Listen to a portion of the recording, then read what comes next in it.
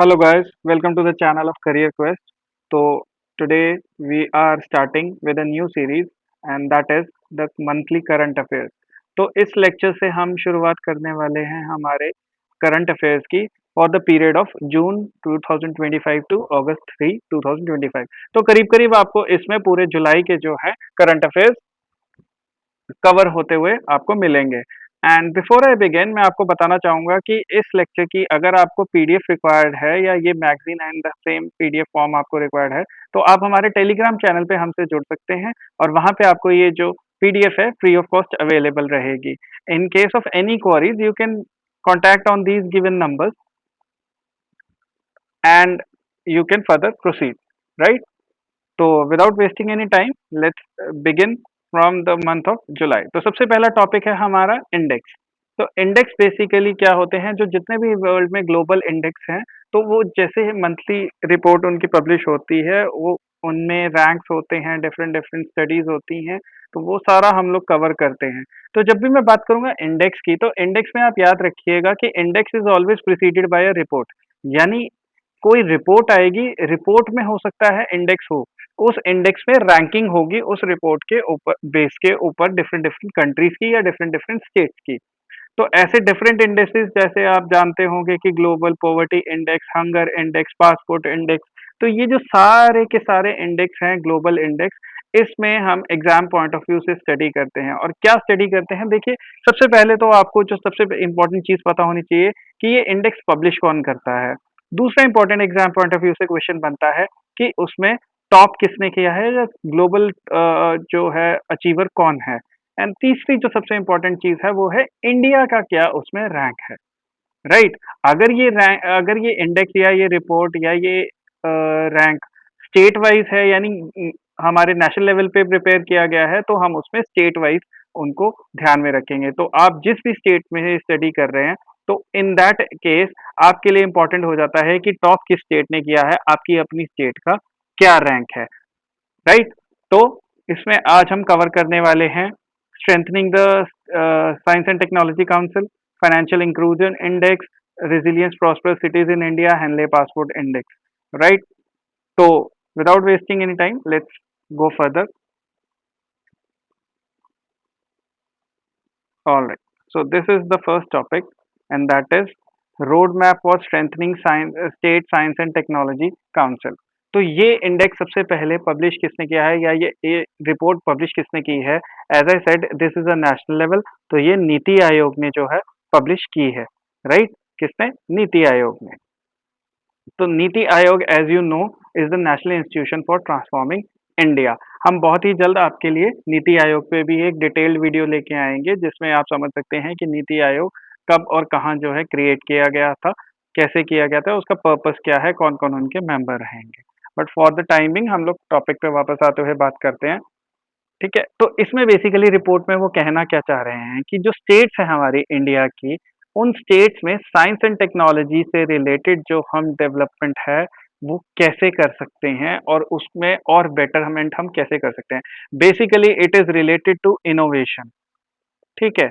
Innovation, अगर अगर आपको याद हो, जो स्कूल एजुकेशन है, school education is a state subject, right?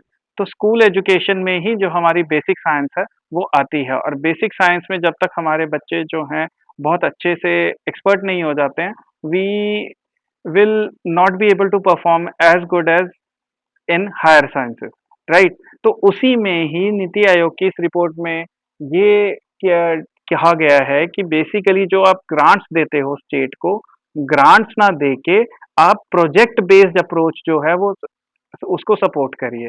Project based approach और ग्रांट में बेसिकली क्या होता है कि साल का एक लमसम अमाउंट जो है वो डिसाइड किया जाता है थ्रू द ग्रांटिंग बॉडी जैसे फॉर एग्जांपल आप लगा लीजिए ministry of science and ministry of earth sciences है, राइट? तो मिनिस्ट्री ऑफ अर्थ साइंसेज जो है, या फिर गवर्नमेंट ऑफ इंडिया जो है, एक स्टेट वाइज जो है वो अमाउंट डिसाइड कर लेगी कि उस के कौन सी स्टेट को कितनी अमाउंट देनी है, और वो पूरा पूरा अमाउंट जो है उस स्टेट को दे दिया जाएगा। अब वो स्टेट को जब अमाउंट मिलेगी, तो that is the discretion of the state कि वो उस अमाउंट से किस किस प्रोजेक्ट पे कितना कितना पैसा खर्च करती है, या खर्च करती भी है या नहीं, या कितना जो है वो R&D उसमें अपनी तरफ से ऐड करना चाहती है या नहीं। सो बेसिकली ये अप्रोच आज तक चलती आ रही थी। नीति आयोग ने कहा है कि बजाय इसके हम लोग प्रोजेक्ट बेस्ड जो है फंडिंग शुरू कर देते हैं। प्रोजेक्ट बेस्ड फंडिंग जैसे कि स्टेट की तरफ से, स्टेट जो साइंस एंड टेक्नोलॉजी काउंसिल्स हैं, वो हमें प्रोजेक्ट का जो प्रपोजल्स हैं वो भेजा करेंगे। उस प्रोजेक्ट प्रपोजल्स को इवैल्यूएट करके उसमें कितना R&D हो सकता है और उस R&D से क्या कंट्री को कैसे बेनिफिट होगा, उसको दिमाग में रखते हुए हम उस प्रोजेक्ट को फंडिंग प्रोवाइड कर सकते हैं। तो बेसिकली इससे क्या होगा, इसका एक बेनिफिट सबसे बड़ा ये है कि जो आपकी डाइवर्जन होती है ना फंड्स की, यानी फंड्स एक तरफ से दूसरी तरफ डाइवर्ट कर दिए जाते हैं। For example science and technology के लिए फंड आया था, लेकिन वो फंड जो है वो स्कूल एजुकेशन के किसी और पार्ट पे लगा दिया गया है। तो वो डाइवर्जन जो है वो बंद हो जाएगी और प्रोजेक्ट्स जो हैं, जो एक्चुअली मेरिटोरियस प्रोजेक्ट हैं, जिन पे अगर रिसर्च होती है या जिन पे अगर काम किया जाता है, तो हमारी कंट्री, हमारी society and as a world whole बहुत फ़ायदा होगा। इन दैट केस वो उनको ज़्यादा बेटर फंडिंग मिल सकती है, ज़्यादा एफिशिएंसी आ सकती है इन द परफॉर्मेंस, राइट? तो अब मैं आपको बताता हूँ कि हमारा जो सिक्स्थ 5 ईयर प्लान था, उसमें भी साइंस एंड टेक्नोलॉजी में काफ़ी जो है ज़ोर दिया गया था। अगर आप यहाँ पे देख सकते हैं कि promotion of science and technology जो है, वो सिक्स्थ 5 ईयर प्लान यानी 1980 से लेके 85 में जो हमारा सिक्स्थ 5 ईयर प्लान था, वो आया था एंड थ्रू आउट ये आगे चलता गया। तो आपको याद होगा, हाँ, अटल बिहारी वाजपेयी जी ने जो नारा है वो दिया था, जय जवान जय किसान जय विज्ञान। तो उसी को ही आगे बढ़ाते हुए, इनोवेशन को, साइंस एंड टेक्नोलॉजी को और प्रमोट करते हुए हमने हमारे ऑनरेबल प्राइम मिनिस्टर, जो इनकम्बेंट ऑनरेबल प्राइम मिनिस्टर है नरेंद्र मोदी जी, उन्होंने नारा दिया, जय जवान जय किसान जय विज्ञान जय अनुसंधान। अनुसंधान यानी रिसर्च एंड डेवलपमेंट। तो उसी चीज को माइंड में रखते हुए, उसी चीज को प्राइमरी फोकस रखते हुए अब ये जो रिपोर्ट है वो पब्लिश हुई है, right? And as I said you, किसने पब्लिश की है? नीति आयोग ने। नीति आयोग की फुल फॉर्म आप देख सकते हैं, national institution for transforming India, right? ये 1 जनवरी 2015 को बना था, अर्स्टवाइल प्लानिंग कमीशन को रिप्लेस करके, राइट? इनके chairman ex officio prime minister of India होते हैं एंड सीईओ यानी chief executive officer is mister BVR Subrahmanyam, right? चलिए आगे चलते हैं फाइनेंशियल इंक्लूजन इंडेक्स पे। फाइनेंशियल इंक्लूजन इंडेक्स जो है, अगेन द क्वेश्चन नंबर 1, किसने पब्लिश किया है? पब्लिश किया है रिजर्व बैंक ऑफ इंडिया ने। किसने? रिजर्व बैंक ऑफ इंडिया ने। तो इस फाइनेंशियल इंक्लूजन इंडेक्स में बेसिकली है क्या? इसमें बताया जा रहा है कि इंडिया में जो फाइनेंशियल इंक्लूजन है, यानी हमारे हर सिटीजन के पास फाइनेंशियल इंस्टीट्यूशंस का कितना एक्सेस है और क्या उस एक्सेस की क्वालिटी है, ये सारा कुछ जो है इन डिफरेंट डिफरेंट पैरामीटर्स पे गौज करते हुए हमें ये फाइनेंशियल इंक्लूजन इंडेक्स मिलता है। और इसमें जितना स्कोर हाई होगा, यानी फाइनेंशियल इंक्लूजन उतनी ज़्यादा है। हेयर यू कैन सी कि ज़ीरो का स्कोर मतलब कंप्लीट फाइनेंशियल इंक्लूजन, यानी किसी के पास बैंक अकाउंट नहीं है, किसी के पास जो है फाइनेंशियल इंस्टीट्यूशंस का एक्सेस नहीं है। एंड 100 मीन्स कि फुल फाइनेंशियल इंक्लूजन है, यानी हर एक citizen, each and every citizen of the country has access to financial institution, formal financial system, right? तो अब इस बार इंडिया का स्कोर कितना है? इस बार इंडिया का स्कोर जो है वो 67 है 2025 में, विच वाज 64 इन 2024। दूसरी बात, ये इंडेक्स हर बार मार्च तक का स्कोर लेता है। कब तक का? ये अप्रैल टू मार्च जो है वो चलता है। एंड इसमें कौन कौन से पैरामीटर्स होते हैं? सबसे पहला जो 3 पैरामीटर्स हैं ब्रॉड इसमें, एक्सेस, ठीक है, कि कितनी अवेलेबिलिटी है फाइनेंशियल इंफ्रास्ट्रक्चर की, यानी कितनी बैंक ब्रांचेस हैं, कितने एटीएम्स हैं, कितने पोस्ट ऑफिसेज हैं, कितनी इंश्योरेंस कंपनीज का है या पेंशन आउटलेट्स हैं। फिर है यूजेज। यूजेज को अगर आप देखेंगे तो यहाँ पे सबसे ज्यादा वेटेज दी गई है, राइट? तो यूसेज में क्या कहा जाता है कि आपने अकाउंट बैंक में जाके खुलवा तो लिया, बट क्या आप उसको यूज कर रहे हो? क्या जो आपने क्रेडिट लिया है वो कितना लिया है और कितना ज़्यादा आप क्रेडिट लेके अपना काम जो है एक्सपैंड कर रहे हो? कितनी पेमेंट्स जो हैं वो थ्रू फॉर्मल चैनल्स हो रही हैं, either it can be digital, either it can be through cheques और it can be through bank payments, right? जो आप नेफ्ट या आईएमपीएस की बात कर रहे हो, फिर कितने इंश्योरेंस जो हैं वो अवेल किए गए हैं, how many pensions are being disbursed. तो यूसेज जो है, usage has the highest weightage. फिर आ जाती है क्वालिटी। अब हमने एक्सेस भी दे दिया, उसका यूज भी हो रहा है, पर क्या सर्विसेज अच्छी मिल रही हैं? यानी लोगों को पता है कि वो बैंक में अगर हमने उनको अकाउंट खुलवा के दे दिया है, तो क्या वो जाके अपना अकाउंट ऑपरेट कर सकते हैं खुद से? क्या वो इंडिपेंडेंटली अपनी फ्रॉड से अपने आप को बचा सकते हैं? क्या जो सर्विस है उनको मिल रही है, क्या उसमें कहीं कोई डिस्क्रिमिनेशन तो नहीं है? So all these comes under the quality parameters. तो आपको ब्रॉडली याद रखने हैं कि इसके 3 पैरामीटर्स है, एक्सेस, यूसेज और क्वालिटी।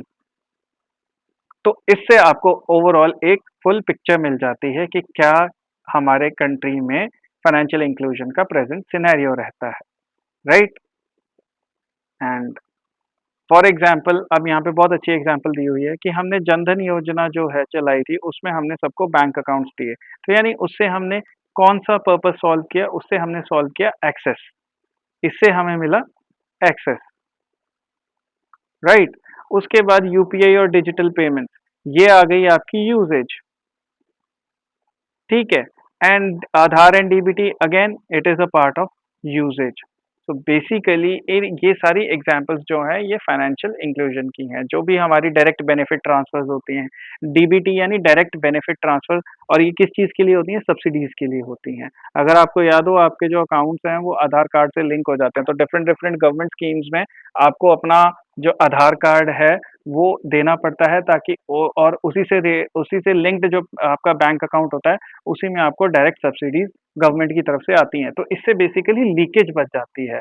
बहुत सारा पैसा जो बीच-बीच में लीक हो जाता था इधर-उधर ड्यू टू करप्शन और ड्यू टू डाइवर्जन, वो बच जाता है। अब डायरेक्टली जो बेनिफिशियरी है उसको गवर्नमेंट उसके अकाउंट में पैसा डाल देती है। Got it? चलिए, next is towards resilience and prosperous cities. Now the two keywords here are resilient and prosperous. Now, what do you mean by the word resilience? Prosperous तो सबको पता है कि उन्नतिशील, प्रगतिशील, अच्छा, जहाँ सब कुछ हैप्पी हैप्पी गुड गुड हो। But what do you mean by the word resilient? Resilient means जो सडन शॉक्स या ड्रास्टिक चेंजेस को रेजिस्ट कर सके, राइट?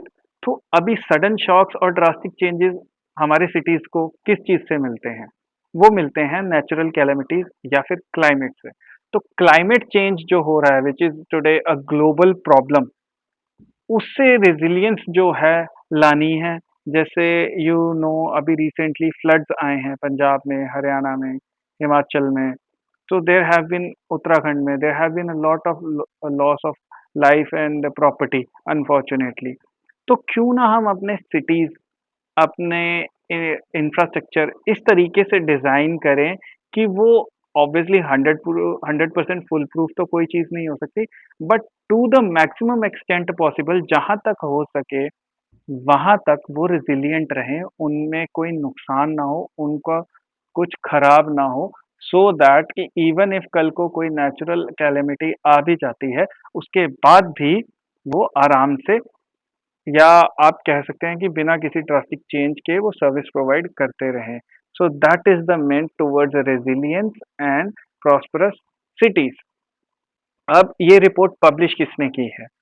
पहली बात, वर्ल्ड बैंक ने की है in collaboration with ministry of housing and urban affairs.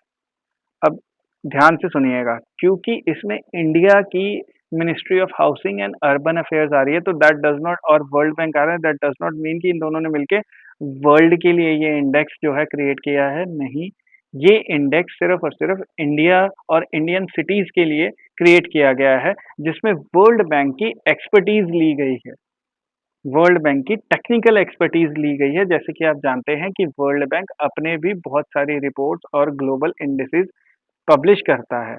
So we have taken help and technical consultancy from the world bank and ministry of housing and urban affairs नाम से ही पता लग रहा है अर्बन अफेयर्स, तो हमारे सिटीज की जब बात हो रही है तो अर्बन अफेयर्स ऑटोमेटिकली मिनिस्ट्री जो है वहाँ पे इन्वॉल्व हो जाती है। ठीक है?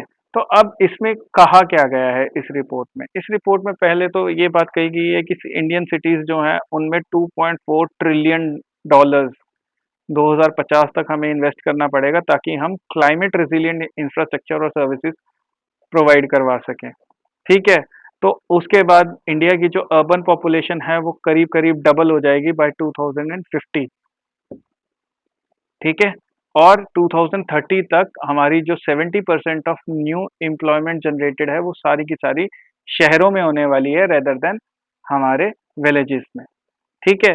तो इसीलिए जो हमारी गवर्नमेंट है वो डिफरेंट डिफरेंट प्रोग्राम्स चला रही है, जैसे वाइब्रेंट विलेज प्रोग्राम हो गया है, या फिर आप दीनदयाल उपाध्याय अन्त्योदय योजना। उसमें क्या है, बेसिकली हम चाह रहे हैं कि रूरल यूथ को उनके घरों के पास ही हम ऐसा सपोर्ट प्रोवाइड करें दैट उनको एम्प्लॉयमेंट के लिए या लाइवलीहुड के लिए शहरों में ना आना पड़े। घर अपने घर के पास ही अपनी टैलेंट को यूज़ करते हुए, गवर्नमेंट है सपोर्ट को यूज़ करते हुए वो कुछ ऐसे एंटरप्राइजेस शुरू करें या कुछ ऐसा नया इनोवेशन लेके आएँ कि वहीं पे उनका जो लाइवलीहुड है वो चलता रहे विदाउट एनी हिंडरेंस। ठीक है? तो ये अब इसमें कोई रैंकिंग नहीं थी, तो बाकी आप हमारी पीडीएफ में सारी इन्फॉर्मेशन पढ़ सकते हैं। Next up is Henle passport index. Now Henle passport index जो है सब काफी फेमस हो चुका है अब तक तो ये बेसिकली एक पासपोर्ट इंडेक्स है जो पूरी दुनिया के डिफरेंट कंट्रीज के पासपोर्ट को अ, एक तरह से एनालाइज करता है और एनालाइज करके बताता है कि किस कंट्री का पासपोर्ट जो है वो आपको कितने कंट्रीज का एक्सेस देगा बिना वीजा के। ठीक है? तो उसी यही एक पैरामीटर जो है वो रखा जाता है और इसी पैरामीटर के बेस पे डिफरेंट डिफरेंट पासपोर्ट्स को जो है वो रैंकिंग दी जाती है। तो as usual Henley passport index में फर्स्ट प्लेस किसकी है? सिंगापुर की। ठीक है? सिंगापुर में आपको वीजा फ्री एक्सेस मिलता है टू 193 कंट्रीज। ठीक है? सेकंड पे आता है Japan and South Korea which get which gets you 190 countries visa free access. ठीक है? थर्ड प्लेस पे आप देख सकते हैं 7 यूरोपियन नेशंस है, Denmark, Finland, France, Germany, Ireland, Spain and Italy. Right? 189 visa free destination. तो इस बार फिर इंडिया का रैंक क्या है? इंडिया का रैंक जो है इस बार 77th है। पिछले साल 85th था, इस बार 77 है। और इंडिया क्या पासपोर्ट होल्डर्स जो हैं वो 59 कंट्रीज में वीजा फ्री या visa on arrival, visa free या वीजा ऑन अराइवल दोनों में फर्क क्या होता है कि वीजा फ्री एंट्री में आपको वीजा की रिक्वायरमेंट है ही नहीं, आपको सिंपल एक वहां पे जाके एक अपने आप को अपना पासपोर्ट प्रेजेंट करवा के एक सिंपल सा परमिट ऑब्टेन करना होता है जो आपको इमीडिएटली वहीं पे मिल जाता है। वीजा ऑन अराइवल में आपको प्री जो प्लेन है वो बोर्ड करने से पहले वीजा नहीं चाहिए, आप जिस कंट्री में जा रहे हैं उस कंट्री में लैंड करने के बाद आप वीजा ऑब्टेन कर सकते हैं। वीजा मैंडेटरी है, वीजा फ्री कंट्रीज में वीजा मैंडेटरी नहीं होता है, but visa on arrival countries में वीजा मैंडेटरी है। बट आप पहले एक्सेस ना करके उनको सीधा ऑन अराइवल आप एक्सेस कर सकते हैं। जो भी फीस होती है वीजा की वो आप पे करते हैं और इमीडिएटली आपको जो भी आपकी रिक्वायरमेंट होती है अकॉर्डिंगली आपसे सारी डिटेल्स लेके आपको पर्टिकुलर ड्यूरेशन का वीजा मिल जाता है। तो अगेन विच इज इससे आपका बेसिकली एक्सेस इम्प्रूव हो जाता है। फॉर एग्जाम्पल अगर मुझे यहाँ से जर्मनी जाना है, तो जर्मनी जाने के लिए मुझे पहले प्रायर जाने से यानी जो हम मेरा प्लेन है वो बोर्ड करने से पहले मुझे वीज़ा जो है वो चाहिए, वो शेंगन वीज़ा मैं एक्सेस करूँगा। बट अगर मुझे यहाँ से किसी भी ऐसे कंट्री में जाना है जहाँ मुझे वीज़ा ऑन अराइवल मिल जाता है, फॉर एग्जाम्पल रशिया, तो मैं वहाँ पे जाऊँगा, लैंड करूँगा और वहाँ की जो इमिग्रेशन डिपार्टमेंट होगा एयरपोर्ट पे ही उन्हें अपना पासपोर्ट दिखा के अपनी सारी डिटेल्स शेयर करके इमीडिएटली मैं जो वीज़ा है उनसे ऑब्टेन कर लूँगा। So this again improves the access. तो आपको बहुत जल्दी एक्सेस मिल जाता है and that shows how strong your passport. Alright, last में अफगानिस्तान जो है लास्ट कंट्री है, ठीक है।